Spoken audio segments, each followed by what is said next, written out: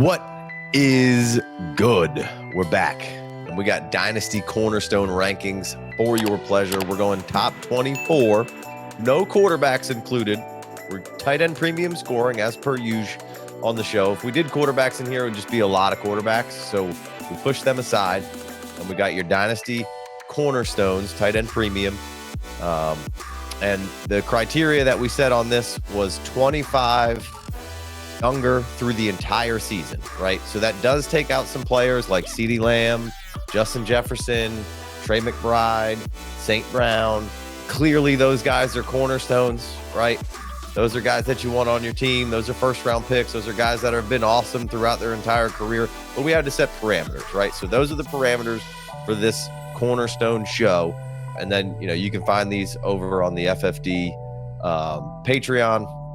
We'll have all these for your pleasure, probably deeper than 24 as well. So, Chev, man, how you doing?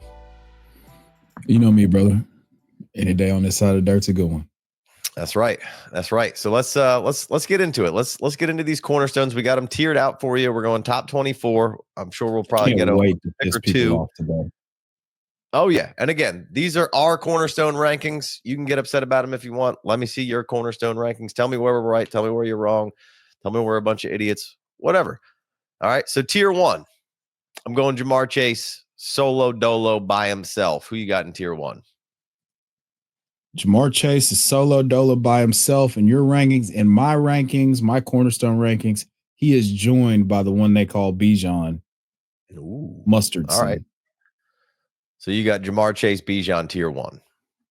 Ja'Marr Chase, Bijan, tier 1. I will accept no further questions at this time, sir. I don't think we need to ask any. All right, tier 2, I got Bijan, Gibbs, Neighbors, Genty. Who you got in tier 2? I've got Gibbs, Neighbors, Genty, Bowers. Yeah. This was tricky for me. I think Bowers probably should be slid into this tier. I have him in a tier by himself off to the side. I would probably put Bowers, slide him into the end of this one, but I'm going to leave him by a tier by himself because I like all those guys. I like the tight end premium. Of course, I love Bowers. I think he's a huge cornerstone. If Trey McBride was in here, I would have Trey McBride right in there. I personally like Trey McBride over Brock Bowers. And maybe that's what's leading me to not have him quite up there with those guys because I feel like I can get Trey McBride a little bit later than where I can get Brock Bowers right now. I could be, everyone probably thinks I'm an idiot, but I really like what Trey McBride can bring. Of course, I like what Brock Bowers can bring. He's right up here in cornerstone rankings for a tight end. That's high praise, but people are probably going to side more with you on this one with Brock Bowers being in that tier. I mean, I don't really see what they're like. Here's the deal. Him and Trey McBride are basically Spider-Man meme. It's just that right.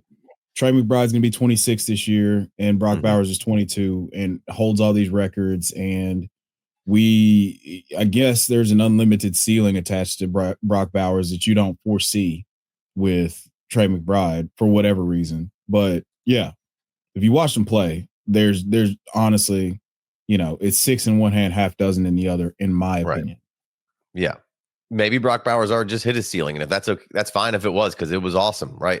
I think incredible. If he did that for 10 more years, he is the all-time leading tight end in just about everything and a first ballot Hall of Famer. So, and Trey McBride's going to be right there with him behind him. If Trey McBride scores a couple more touchdowns, I won't be surprised if Brock Bowers steams down just a hair this year from off the rookie year. And so I think, and again, tight end years like 35 still a good year in tight end. So it's I'm not too worried about a 2 or 3 year difference, both guys being that young for them. But all right, so I had Brock Bowers in the next tier by himself. And then what did you have in tier 3? Tier 3 leads off with Puka Nacua, Drake London, Brian Thomas Jr., Devon Achane. Here's where we get spicy. Leave all your hate in the comments for this, but I've been praising and singing the praise of this guy for a long time. I'm not going to stop now. Rashee Rice follows up Devon Achane, and then we close the tier out with Marvin Harrison Jr. I like it. In my tier 4, because of course I had Bowers by himself, got to make this difficult.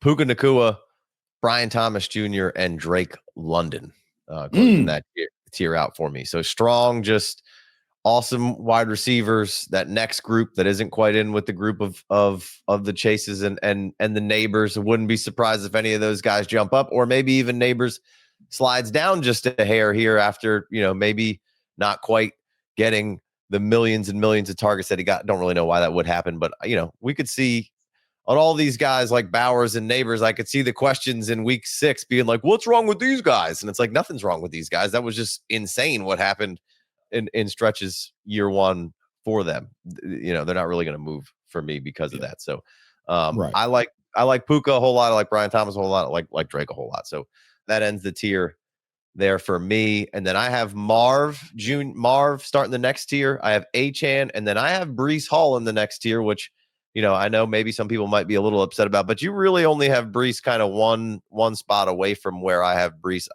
That's essentially my 12th player. You have Breece on the next tier as your 13th.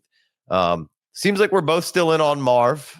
You have no huge pause for concern with Marv, or do you? I have never been more certain that a player is going to be a stud, star, standout at the position, whatever superlatives you want to attach to Marvin Harrison Jr. My questions lie with his quarterback and his play caller. Mm-hmm. Those are my issues.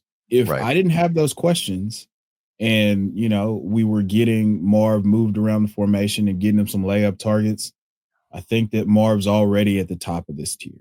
I think there's a world where we get him at the top of this tier this year. They're feeding him a lot of low completion percentage, low EPA. They fed him a lot of those targets, 116 of those targets last year, where, only one of those was he in motion at all. And so just if we get an overcorrection in terms of contested catchability, which we've seen plenty of that before, you've seen it hit his hands and he just didn't come down with it. So I think Marv, from a talent perspective, you got people saying that Malik Neighbors is in a totally different stratosphere. I completely disagree with that. But from a talent perspective, to not spend too much time on this, I have no questions about what he's going to do as a professional. It's just how much longer is he going to be tied to Drew Petzing and Kyler Murray? And does that hamper us getting the elite fantasy output that that we believe that he's capable of? Yeah, and I think that's a valid concern. You and I had talked about this last night a little bit with Marv, and Petzing could be something that maybe holds him back. I look at it as it's year 2 with Petzing. They had a strong run game. I thought Kyler was pretty solid last year, especially kind of running further down the stretch, getting more and more used to what Petzing is. I don't really have any qualms with Kyler. I think Kyler's just fine. I think for Marv, he's just fine. I think even if, which I can't understand a world where Petzing doesn't move Marv around a little bit and get him in motion and get just a little bit more. Doesn't he have to get crazy more creative? Because I'm okay with Marv just being, hey, I'm this alpha dog. Set me out here and let me win. Move him around a little bit more. Get him some manufactured touch and get him some easier looks. And then, to me, it's like we had what was the rookie year? 880 and 885 and 6. 885 and 6. That's not even a bad rookie year. And he just basically was a statue out there. Like you said, low percentage, low EPA kind of stuff. Him and Kyler are working together right now. They're building more chemistry. Things are getting better. He's getting better as a receiver. So even if they just do 20%, 15% more of moving him around a little bit, and then they kind of keep a lot of the other things the same. He was having full game logs in quarters. It's there. Like you said, this because we live in the microwave society of Malik Neighbors did this and Marv did this, that now they're somehow just wildly, unequally talented is crazy to me. Obviously, you got to respect what Malik did. He's up there. All of this comes down to somewhat of value, age, talent, situations, right? All of those things factor into these cornerstones, right? We'll be back with more FFD after a short commercial break. If you're as serious as we are about Dynasty, you gotta be playing on FFPC. They are now the proud home of over 2,000 Dynasty leagues, and not a single league has ever folded. Incredible. Drafts are kicking off every day, so go over to myffpc.com and take your game to the next level. New users get $25 off their first league using code FFD. Holler at your boys. You know, I'm leaving Marv pretty high here. I feel really good about Marvin, and I think we both came to the same conclusion of that. Hey, I'm not worried too much about Marv. You know, he is for me right outside that, you know, the Puka, Brian Thomas, Drake category as he was. He's basically at the bottom of that tier for you. But we know Puka's an elite target earner, an elite producer when he gets them. Brian Thomas, we saw it when he did get peppered with targets, how elite he could be. We saw it in other flashes. And then Drake London finally gets a quarterback, whether it was Kirk or Penix at the end of the year, and just explodes, right? Shows that he is in the stratosphere with all these other guys. If not, maybe going to be up a tier next year because it was so damn good with him and Penix this year. So that's why those guys are ranked above or a tier ahead for me right now. But I'm still less questions. Right. Yeah. And then for me, like I said, I have Breece Hall in this tier. You have him a tier below. Obviously, when you look at it, because I have Brock Bowers slid to the side, it looks like we're, you know, same kind of tier-ish. But with that semantics, I'm leaving Breece there. And I know a lot of people are going to have problems with this, and Breece stinks. But again, it's you're living in a situation where you're discounting all of the good things we've seen Breece do because he's been in a really shitty situation. You know, to me, Breece Hall is we've had some injuries. We've been on the Jets. It's been terrible. He just had a terrible year with Aaron Rodgers and them boys and still averaged like 15 points a game and wasn't good. And now he's saying it was way more hurt than he let on. Should have taken some more time off. Whether how true that is, or he's just trying to save a little bit of face because it wasn't awesome, I don't know. Does he get traded? Who knows? That could be the best thing that ever happened to him, right? But he's got a body of work. He's one of the best receiving backs in the game. He's a workhorse. He can do it. He can get it done. I've seen him get it done. Jets have an improved offensive line. They're bringing in a defensive head coach, right? They've got Justin Fields in there, which, hey, you could say, well, Justin Fields doesn't check it down. Last year, Justin Fields checked it down 17.3%. Talk about it. Talk about it. Amongst quarterbacks with 150 attempts or more, right? Now, previous before that, Fields hadn't checked it down. That's why I don't get caught up in these stats being like, well, this is what he's done, and this is the end all be all. Like, all right, well, he went over here, and this is what they wanted him to do, so that's what he did. In this offense of bringing over Tanner Eastern from Detroit as the passing game coordinator, now getting his first chance at OC. Again, first time OC, but like you got a defensive coach, you have a good offensive line. Coming over from that Detroit scheme where you could scheme up a lot of short intermediate stuff. Breece is easily your second best pass catcher. Like there is no reason to make this more difficult on themselves of, hey, let's check it. Let's get, well, if it's not there, give it to Breece or run, right? And I know you got the running quarterback, so there's a misnomer. He won't check it down. Last year, he did check it down. So he doesn't even need to be at 17.3% for Breece to be really, really valuable. And again, if this offensive line steps up, if this defense it should be mid-pack, right? Aaron Glenn's a good defensive coordinator. They have good parts and pieces. Then you bring in Steve Wilkes, who's had success, you know, Carolina. Then he was in San Fran. The defensive scheme that he had in San Fran didn't really fit his personnel. He didn't really deserve to be moved on from, but that just, what he wanted to run and how they were set up weren't, you know, simpatico. They weren't, you know, it wasn't a good match. I think this is a great match with Glenn and Wilkes, right? And I think what they have around him. So I think all of those things lead back to Breece being really, really good and productive again this year. Now, maybe there's a little bit of a timeshare here, probably so, but I'm keeping Breece as this high, and I think he is absolutely still an elite cornerstone player. Yeah. I mean, you pretty much hit everything on the head. Like just a couple of things. He did he led the position in routes run from the running back position, and he still had 57 receptions in a year where we basically got 75% of the usage that he had either as a rookie or in that 2023 season where he was just the entire offense outside of Garrett Wilson. It's just him and Garrett Wilson. And he was able to create a little bit more. So trust your eyes with Breece Hall. I mean, he's 5'11", he's 215, he runs a 4.3, and game speed, it shows. And he's not just big and fast. He's an elite player. So if you want to fade him, by all means, go ahead. I don't care. I'm going to try to take Breece Hall every single time I get the opportunity to do so. So yeah. Same. All right.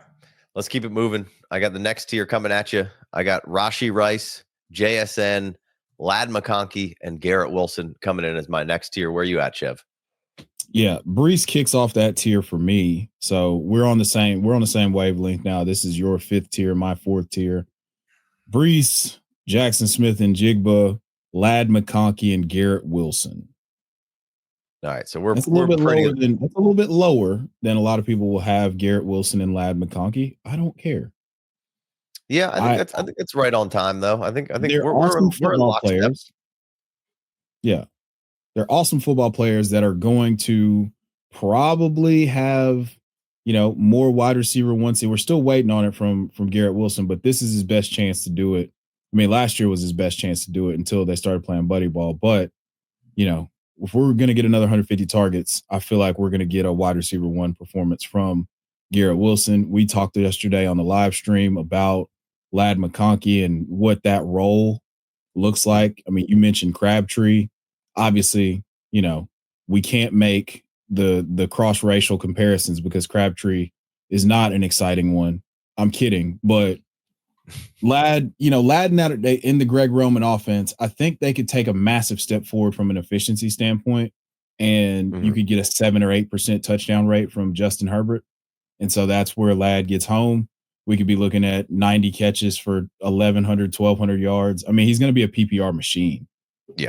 But he's also able to create after the catch. He's a complete receiver. Make no mistake about it. I have questions about the volume taking the step forward that we need. We don't have questions about the volume of a guy like Puka, Drake. That's why he's not in this tier for me. And you say, oh, well, you have Rashee Rice. It's like, go look at Rashee Rice's target counts and on top of what he did what he's done the last 14 games. And if you want, you can DM me on Twitter and I'll tell you exactly what he's done in the last 14 games. That's not a trick. I will do it 100%. Actually, there's a tweet out there. I'm not gonna respond. Just go look at the tweet. But yeah, that's my tier. Breece Hall, Jackson Smith and Jigba, Ladd McConkey, Garrett Wilson. Rashee would probably be in the tier up, if not the Drake London tier, if there hadn't been some additions to that room. But I do, I still think Rashee is going to be plenty of the Travis Kelce soak up a bunch of targets, be the de facto wide receiver 1 in there. I do think that they're going to get back to, with Xavier Worthy in there, with some Hollywood Brown in there, with hopefully Jalen Royals kind of growing up and moving forward. I think they have a lot of options. So I did temper Rice down just a hair, but I still think he's a great wide receiver 1. And maybe I should have had him up a tier. The Ladd stuff you mentioned, Crabtree. Go ahead. Yeah, I realize I'm super bullish on Rashee Rice, and I make no bones about it. So your ranking is completely reasonable. I'm calling for the breakout, and I'm staying there. Yeah. I mean, I think we're really close on a lot of this stuff, so I don't think we're too far off. I really like Rashee. We've been caping for Rashee on this show for a very, very long time, since the rookie campaign. So I think JSN comes in, has a really productive season, and with the Seahawks over there and moving into being the de facto 1. And then we talked about Ladd and the Crabtree thing. We're not comparing Crabtree and Ladd necessarily as a player. It's just there's some similarities of how he basically Crabtree back in the day with Roman and Harbs was the guy, right? And so that's that. While some people may not remember that, that's a really good thing for Ladd McConkey. That wasn't meant as a negative, right? Yeah. Also Justin Herbert's the most talented passer that he's had. Obviously, I know that he's had Greg Roman has had Lamar Jackson, and we saw him with the most talented runner. What'd you say? I said, and Alex Smith. Oh, yeah, and former number 1 overall pick Alex Smith. But if I have to remind you that they were a former number 1 overall pick, that means that something's gone to horrible turbo mega dog shit. If I have to remind you that they were the former number 1 overall pick. Yeah. So, yeah. I think that Ladd, if they are going to take a step forward and pass the ball more, they've got the offensive line. They've got everything in place to do it. They can kind of do the choose your own adventure offensively, but what we know about Jim Harbaugh is that they're going to pound the rock. Yeah. I think there's gonna be plenty of pass attempts. They're gonna get it done with some rushing. But we went over this on a stream, last week or 2 weeks ago of just when you look at Justin Herbert's game log after he came back from injury and the bye week, like bunch of 30 attempt games over there or plus, and then some and some scrambling. So I think they're going to get it done in a multitude of ways when it's, depends on, how the defense was really good, really progressed last year. So I think the Chargers are, second year in Harbs is going to be a problem to deal with, right? Nasty work. Yeah. All right. Hit me with your next tier. So following Garrett Wilson ending that tier, I went Bucky Irving, Tet Taroa, don't call him Tet, apparently, McMillan, Sam Laporta, and Amarion Hampton. All right. I got a short one here, and then I finished with a longer one. I got Tet McMillan, and I'm going Rome Odunze in this one as a cornerstone player. Now I know, again, people probably aren't going to love Rome. What do you do his rookie year, this or that? Like, he actually had a pretty good rookie year. If you watch the tape, he had no problem getting open. The Bears were playing with one hand tied behind their back. Caleb Williams, you go watch every Rome target. Caleb Williams sailed some. Caleb Williams wasn't perfect. I thought Caleb Williams he almost broke the damn Bears passing record as a rookie, and we think he had the worst rookie year ever. Meanwhile, he's in the film room by himself. Nobody was helping the rookies out last year. This was a mess. You could see in certain times of the year how the timing and everything, like, that should not be happening right now. And it's just nobody was getting any help. I thought Rome was great in his rookie year. He battled through some injuries. Now we have Ben Johnson moving in here with Caleb Williams. DJ Moore probably not going to be long for this Bears offense and system. I wouldn't think. Maybe a year, maybe two. But I think Rome's going to end up being the guy in this system, with Burden kind of filling in back end on kind of some of what DJ Moore does and can do, and a little bit of kind of what Amon-Ra St. Brown can do. But what Ben Johnson made it clear of coming into here is, like, we're not going to run the same offense. We're going to run what we with the personnel that we have and what the quarterback's comfortable with. And, we're going to create an offense around what we can do really well. Antoine Randall is the wide receiver coach. He's had nothing but glowing things to say about Rome Odunze. You can call this take lock, and you can call the Marv Harrison thing take lock. No, I think they're just two really, really good players. And they haven't given me any information to change my opinion on that, right? So it might be a little crowded year one here in the Ben Johnson system. But these are cornerstone foundational players, and this is Dynasty. And I just happen to really, really, really love Rome Odunze and his game. Let me run this by you. Okay. So obviously we're thinking we don't know shit about fuck right now, but let's just thought exercise here. Who are the receivers in two wide receiver sets for the Bears? Let's, like, opening day. It's got to be Rome and DJ. It's got to be Rome and DJ. And we're thinking that Rome is probably the prototypical X outside wide receiver, right? Yeah. And then the target competition comes in when you're talking about the role that we expect DJ Moore to potentially play, what he was used as last year, kind of close to the line of scrimmage, or the Amon-Ra St. Brown slot role. But, I mean, we're thinking that they're going to run a ton of 12 personnel. So who's probably never going to come off the field? Rome. That's the guy that I have the least questions about the role in the offense. Like, whether or not that translates to fantasy points, sure. But we saw DJ Moore not have as much success as an on the line of scrimmage X. That's what they used Rome as last year. He only had 59 catchable targets, and that turned into 54 catches for 700 yards and 3 touchdowns. And he was 10th in red zone targets. So I have less and less questions about it now that I'm sitting here. Like, I've kind of been in this vacuum, just thinking about this for a couple of days, because I was like, man, I feel like that's the wrong thing to say, but I can't shake it. Yeah. If they're going 12 personnel, if Kmet and Loveland are going to be on the field, which you brought up the other day, Loveland hasn't taken a single NFL snap yet in a practice. Right. No OTAs, right. No rookie mini camp, nothing. Like him and Luther got a couple days in during, rookie mini camp and OTAs, but Loveland's still healing from the shoulder thing.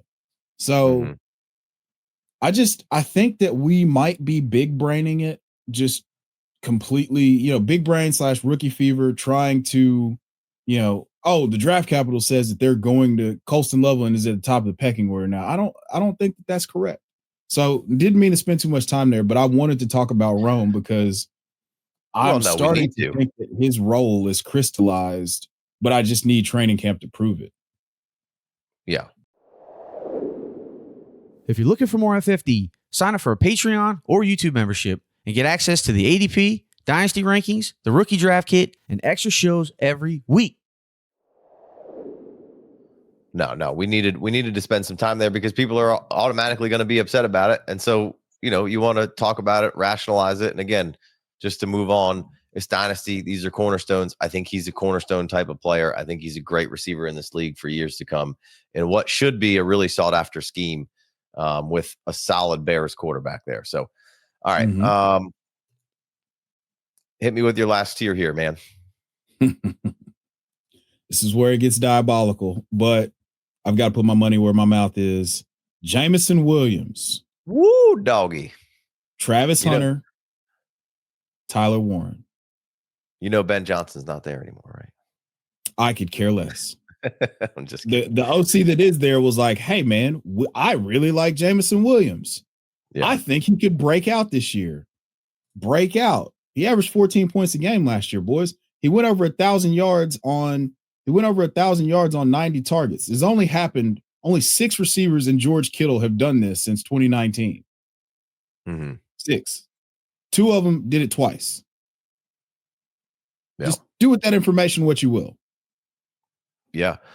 Hey man, I like it. I like throwing J-Mo in there. You got Trav in there, and then you ended with Tyler Warren. So I can't fight you on that. And I think J-Mo didn't quite make my list, but there's also a whole bunch of other guys in here. This was a fun exercise to do because you have your dynasty rankings and you think, oh, we'll just strip them down, we'll throw the age, and then you move them in here. And that's kind of how I started the practice. And then you say, well, wait a minute, like if I'm talking about these cornerstone foundational pieces, brain starts operating a little different than what we're just in the startup and you're going back and forth, or you're doing your dynasty rankings going back and forth, and it's like, all right, well now we have these foundational cornerstones with the values and everything attached to them. And, just made my brain work a little different. So it's always a good exercise. I encourage you guys to have your own cornerstone rankings. I encourage you guys to have your own dynasty rankings and, to listen and hear and not get too upset when somebody has something different than what everybody else has or what you personally have, because things get turned upside down in a hurry. Right. And, we go from CJ Stroud being QB3 to being a 3rd round pick. Right. So if you don't think that could happen to Jaden Daniels this year, you're crazy, right? Lamar Jackson's been all over the place. Patrick Mahomes is in the 2nd round right now. You know what I mean? Things change in a hurry from the locked in number 1 overall pick forever and ever. Amen. Patrick Mahomes to now he's a 2nd round pick and people don't even like it. They're like, I'll take Dak in the 5th instead of Patrick Mahomes. You know what I mean? So, things get crazy in a hurry. So here's my last tier. I went heavy running back. I'm a running back guy, always been a running back guy. When running backs are hitting, I find it hard to beat a running back, and I find it hard to beat the value of a running back for a lot of people. And when you're not in a community of Twitter people and you're not in a community of fantasy experts, them boys still love the running back. And I think we got a really good class coming in that's going to be reminiscent of that OG 17 class that came in here that really helped stir the pot. We had missed the last couple of years from 17 of some draft classes of guys' careers being cut a little short, and the draft class is not quite leading up, and we lost guys like Gurley and David Johnson, and the list goes on and on to guys that we lost a little early than we thought, and some guys that didn't pan out for whatever reason. But I say all that to say my last tier is Bucky Irving, Caleb Johnson, Amarion Hampton, Travion Henderson, RJ Harvey, Quinshon Judkins, and Tyler Warren. So I'm 1 over 24, but I threw a lot of the rookie running backs in there because I believe in the talent. I believe, and they all went into really, really good ecosystems. Now you could argue whether or not, you think the Cleveland Browns are going to be good. And there's some people who are vehemently against Quinshon because they just don't think that the Browns are going to be any good and that there's, not going to move the ball and they stink. I personally think the Browns are going to be just fine. I think Quinshon's going to be great for them. I think they're a lot better than people are giving them some credit for. Travion's potentially a huge foundational piece. Omarion Hampton, everybody loves. I love Caleb Johnson. If you haven't been messing with this show for a long time, or this is your first time seeing it, I'm a huge Caleb Johnson guy. I think he's walking right into 250 attempts with Pittsburgh. And, Najee's been over 1,000 yards pretty much every year he's been in there, and they've been low in the explosives. I think Caleb can take him higher. And you look at the 4.57 40, and if that's all you know about him, you think he's slow. He's not slow. He's reached around 22 miles per hour on the GPS. If you go watch the highlights, I'm not saying I've just watched the highlights. I've watched pretty much every game of Caleb Johnson multiple times.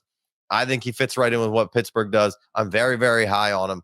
I think he's a foundational piece for Pittsburgh and for your fantasy teams moving forward. And then RJ Harvey goes to a spot where they check it down and throw it to the running back a lot. Bo Nix was really high in check down percentage last year. I don't think that's going to change. Now you add RJ Harvey into there, who's arguably the best running back that Sean Payton's had in Denver. Javonte got hurt, and I think RJ Harvey's going to come out right there and have a nice floor that's real comfortable this year with a ceiling that could be league winning. And so that's why I have all those guys in there. We saw Bucky Irving already break out. And then I think Tyler Warren, just an absolute G. I actually really struggled not throwing him up 2 tiers higher in this, but then I would have had to rethink all of my rookie rankings, which, I'm in the midst of. I'm in a midlife rookie rankings crisis right now with what to do with Tyler Warren, because I'm just smitten with that guy. And I love the way he plays. I love what he could bring to the team. Sometimes we can get really short-sighted, and because you're trying to make decisions on these rookies, right, of who ranking who over who. So you're trying to find any little thing but it's Dynasty, man. Tyler Warren's going to be just fine. The quarterback situation will figure itself out in Indy, whether it's this year or in a year or two. And Tyler Warren is going to be awesome. So, Tyler Warren to the moon. That's where I'm at. Anything else, Chev? Sorry, I didn't mean to rant there. I mean, we're in the same. We're lockstep on Tyler Warren. I mean, I've been pretty vocal about how I think he's the tight end one of this class. I wasn't super in love with Colston Loveland, but now we have to take that a lot more seriously because of the draft capital and what Ben Johnson's been able to do with Sam Laporta. But yeah, I'm lockstep with you on Tyler Warren. I mean, for those of you who think that I hate Travis Hunter because I said exercise caution and I don't think that he's going to be the alpha in Jacksonville, that's how I feel about him. I still feel like he's a cornerstone piece. I just feel like if I can use him to tier up to a guy who I know is going to get volume, like a Drake London or something like that, I'm doing that 10 times out of 10. But yeah, this is a fun exercise, especially now that we're getting close to real football happening. I've been trying to find the first day that the Hall of Fame teams pull up to training camp, but I haven't been able to pull that up. So that's why I've been so quiet. Gotcha. I got Travis sitting right outside of this tier. I like Travis. Now we've gotten down to some more quotes where everybody was so certain that he was absolutely going to just play 80% of the snaps on offense, where now people are where the coach has come out and said, well, he's playing a lot of offense because that's where he needs more work. He's awesome on defense. So it's still an exercise caution to me. I think he's awesome. It's no slight on the guy. It's just an unprecedented thing that we're looking at here. I think he's a very, very fun piece. He's just kind of right outside this top 24 for me because I have more questions than answers of exactly how this is going to go. Everybody else that's on here is a 100% offensive player. And so I just bumped him out of here a little bit until I can see with my eyes exactly how this is going to go. And it just seems like a tall task also for a franchise that has not managed just about anything well, and a bunch of guys who are very, very new at this to manage that situation and get everything up to speed and get everything working right and get everything moving in the right direction. That's a lot to ask year one there. So that's where we're at. Anything else, Chev, before we wrap this one up? I got it. The Chargers report for training camp on July 12th. The rookies report July 12th. We're almost there to getting meaningful football information again, boys. We're almost there. We're so close. All right, hit us in the comments. Tell me what you like, what you don't like. If you want to call us idiots and say we're clowns and we suck, I guess go for it. But I mean, we don't need the name calling and the means, right? We don't need to be mean. No, I'm just kidding. Do whatever you want. I'll go for it. Yeah. I get pretty excited by that, to be honest with you. Yeah. yeah, we're having fun. We appreciate you guys for tuning in. Chev, where can we find all the rest of the things that Chev's up to? Twitter Xverse. It's out there at Chev90. The link tweet, Quantum of Chevis, and also go download the League Champ app in the Google Play Store and App Store. Really cool update that we're working on to make it really easy to put your rankings in. So go do that.